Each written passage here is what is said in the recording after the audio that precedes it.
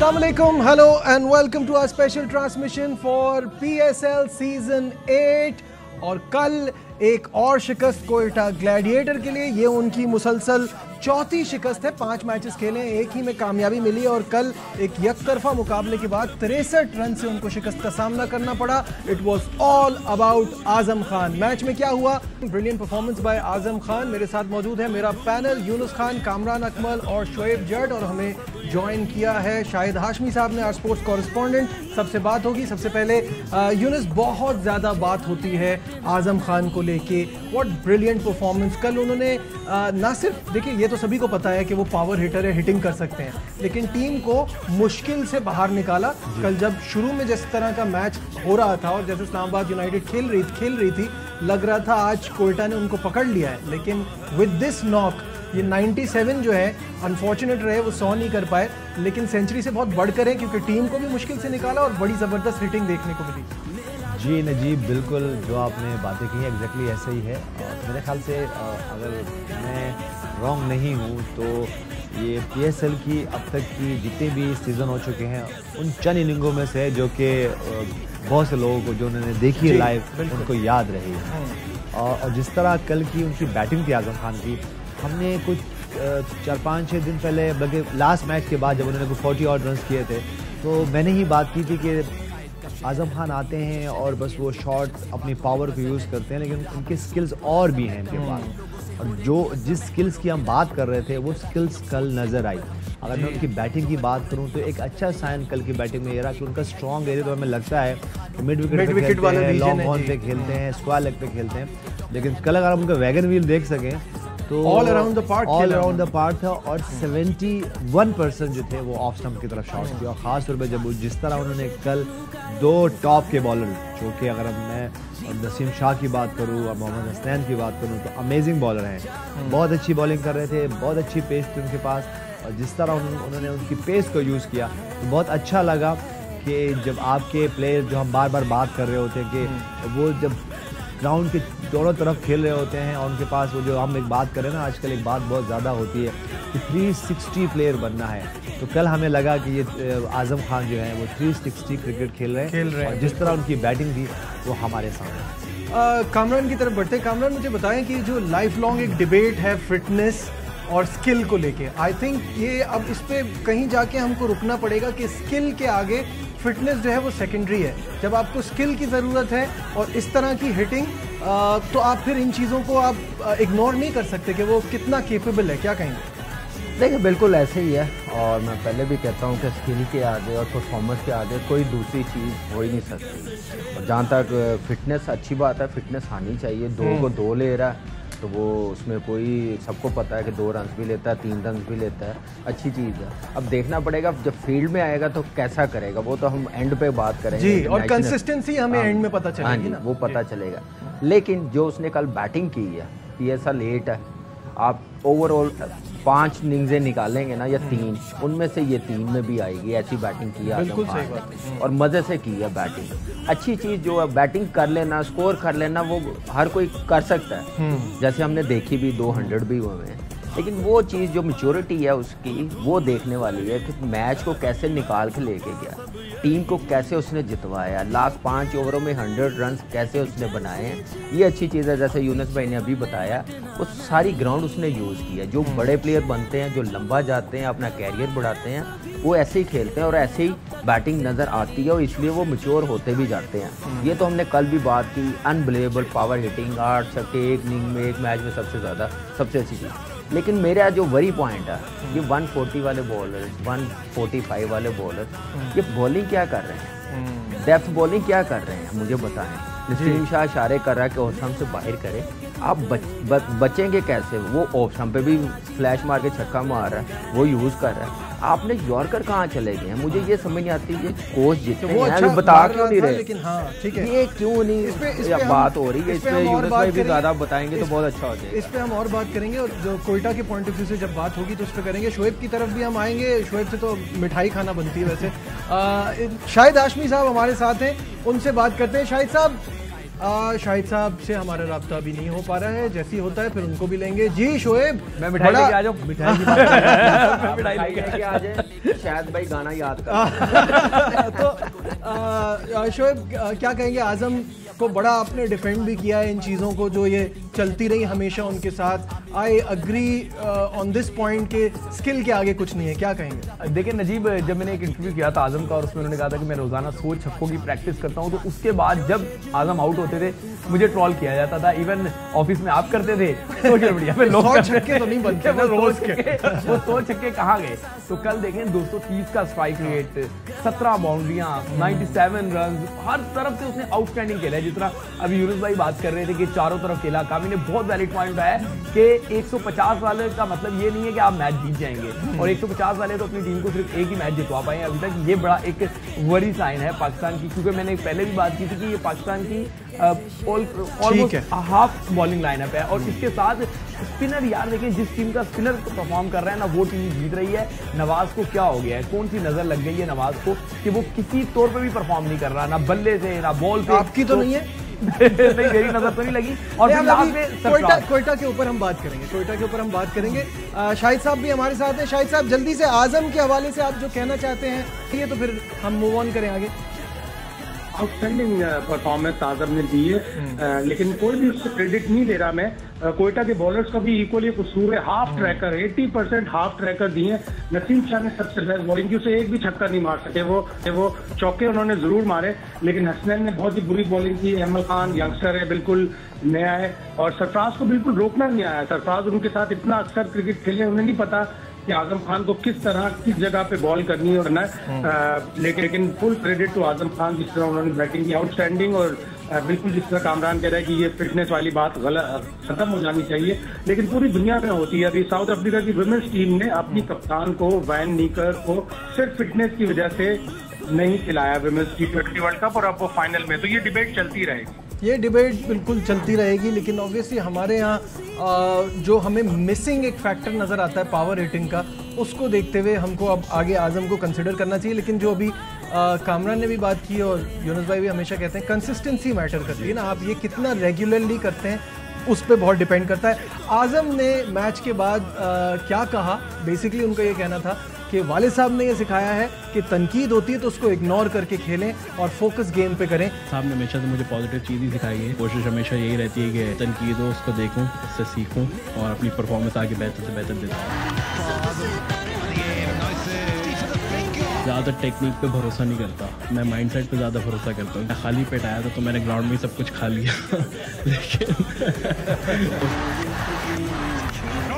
कोशिश यही थी कि सेंचुरी हो जाए। मिस हो गई वो बॉल। पाकिस्तान खेलने की ड्रीम होती है हर प्लेयर की। कोशिश यही रहेगी कि बेहतर से बेहतर परफॉर्म करे और मेहनत जो है उसको डबल कर दें। यहाँ खाली पेट आए थे और वाकई बहुत भूख थी, रन्स की भूख, बड़े बड़े शॉटों की भूख जो कि पूरी की वहाँ पे। अभी थोड़ी देर पहले हमारा पैनल जो है वो सब पे बात कर रहे थे कि आजम ने बहुत अच्छा खेला बट सामने बॉलिंग क्या हो रही थी। उस पर उमर गुल का ये कहना था कि ऐसी परफॉर्मेंस देख के बहुत दुख हुआ, अपनी गलतियों से जल्द सीखना पड़ेगा। उमर गुल का क्या कहना था, आइए आपको दिखाते हैं। परफॉर्मेंस की वजह से हमें तीनों डिपार्टमेंट में अच्छा परफॉर्म करना होगा, तभी हम डिजर्विंग एक्सपेक्ट कर रहे थे कि हसनैन का आएगा। जब आपके एक प्लेइंग 11 में प्लेयर नहीं आता तो बड़ा मुश्किल हो जाता है टीम मैनेजमेंट के लिए। बैटिंग है उसमें मैच में जो है डिफरेंट डाला। मोइन भाई मैंने उनसे पूछा नहीं, लेकिन of course being a professional team के साथ थे। बाकी बाद में पूछूंगा खुश थे कि नहीं। बॉलर्स के लिए ABC तीनों प्लान दिए थे, लेकिन और अच्छे एग्जीक्यूशन की जरूरत है। हमारे मेन बॉलर है हसनैन और नसीम शाह, काफी एक्सपेक्टेशन से उनसे है। पास में उन्होंने हमें मैचेस जिताए, उन फ्यूचर भी इंशाल्लाह हम कम बैक करने की कोशिश करेंगे। यूनुस, ये हसरंगा का ना आना इनके दिमाग से जा ही नहीं रहा। अब तो उसके बगैर ही खेलना है, एक तो वो एक प्रॉब्लम है।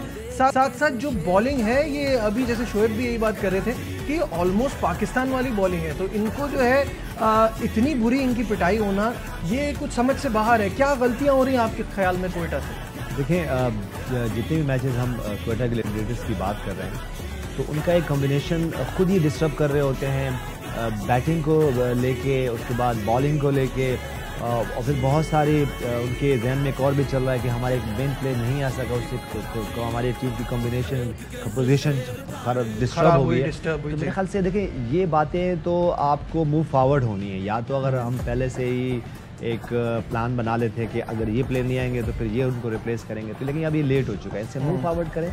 और जहाँ तक उनकी बॉलिंग है तो ऐसी नहीं थी कि बुरी बॉलिंग करे, सिवाय नवाज की ऐसी बॉलिंग थी जो कि हमें नज़र नहीं आ रही। अगर हम इससे पहले मैचों की नसीम शाह थोड़े से ऑफ कलर लग रहे थे, लेकिन मोहम्मद हसनैन ने जिस तरह बॉलिंग की है, लेकिन प्रॉब्लम ये होती है जब आपकी एज अ बॉलिंग यूनिट आप परफॉर्म नहीं कर रहे होते तो फिर वो आपके अगेंस्ट चलना शुरू हो जाती है। तो एग्जैक्टली मोहम्मद हसनैन के साथ भी यही हुआ कि अगर मैं पिछले मैचेस की बात करूँ तो बहुत अच्छी बार बॉलिंग कर रहे थे, आते थे, पेस थे, बहुत अच्छा रन अप है लग रहे हैं उनके, और फिर विकेट्स भी ले रहे थे। लेकिन जब दूसरी तरफ से आपको सपोर्ट नहीं मिलती तो ये प्रॉब्लम होते। तो मेरे ख्याल से जैसे हमने बार बार ये दो टीमें हैं जिनके लिए हम बार बार ये बात करें, क्वेटा ग्लैडिएटर्स के लिए और कराची किंग्स के लिए, कि अपने थॉट्स इकट्ठे करें, अपने सीनियर प्लेयर्स को इकट्ठा करें और एक प्लान लेके उसको पहले डिसाइड करें और उसके बाद उसके एग्जीक्यूशन करें, तो मेरे ख्याल से वो बेहतर हो सकता है। ठीक है कामरान, यही सवाल आपसे, कोयटा की गलतियाँ। देखिए बिल्कुल मैंने पिन पॉइंट भी किया, मैं देख भी रहा हूँ, सिर्फ कोयटा की नहीं बाकी भी जितने फास्ट बॉलर्स हैं, अभी उमर गुल भी आपने बताई है, मैं कहता हूँ कि बड़ा लकी है या इसकी समझदारी है या यॉर्कर का मास्टर था जिसकी वजह से बचा, इसने बड़े बड़े बैट्समैनों को बॉलिंग की है, डेप्थ बॉलिंग में मैचेस जितवाए हैं, वर्ल्ड कप जीते हैं हम, जैसे यूनुस भाई कप्तान थे, जैसे यूज़ करते थे, हमें डेप्थ में आके बॉलिंग करता था।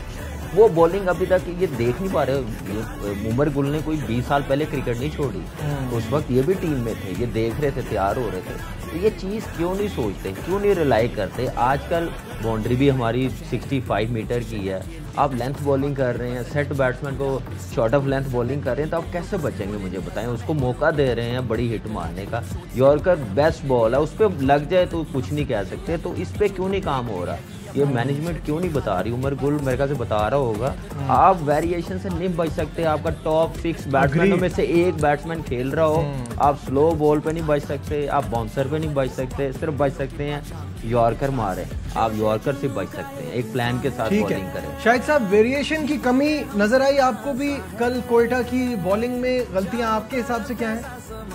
बिल्कुल वेरिएशन में और पेस ऑफ द बॉल, ये जितने भी हिटर्स होते हैं अगर आप उनको पेस देंगे वो आपकी पेस यूज करेंगे। 18.4 ओवर पे हसनैन की जो स्क्वाड छक्का मारा of side off stump, shot tracker, outstanding shot था वो।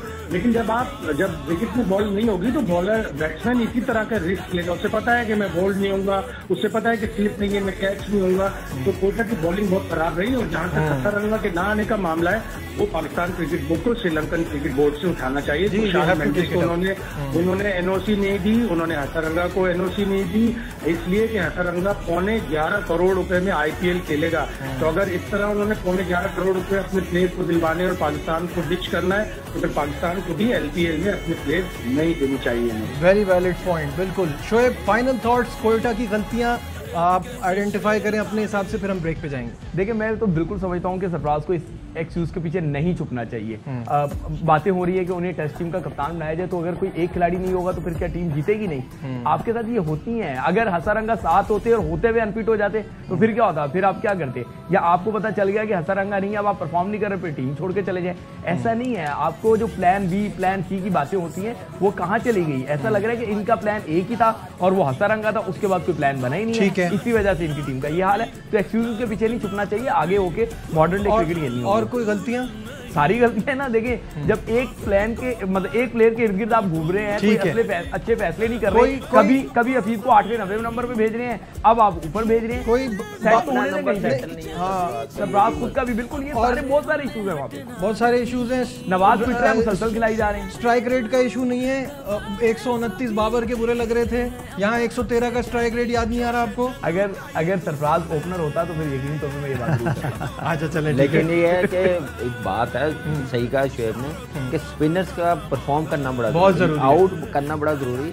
नवाज में एबिलिटी है, लेकिन आप यहाँ से अंदाजा लगा ले वो दुबई नहीं है, ये पाकिस्तान है, तो अब आपको वैरायटी लानी पड़ेगी, पता चलेगा। यहाँ लेते हैं एक ब्रेक से वापस आएंगे, डिस्कशन को आगे बढ़ाएंगे, कहीं मत जाइएगा, विल बी राइट बैक।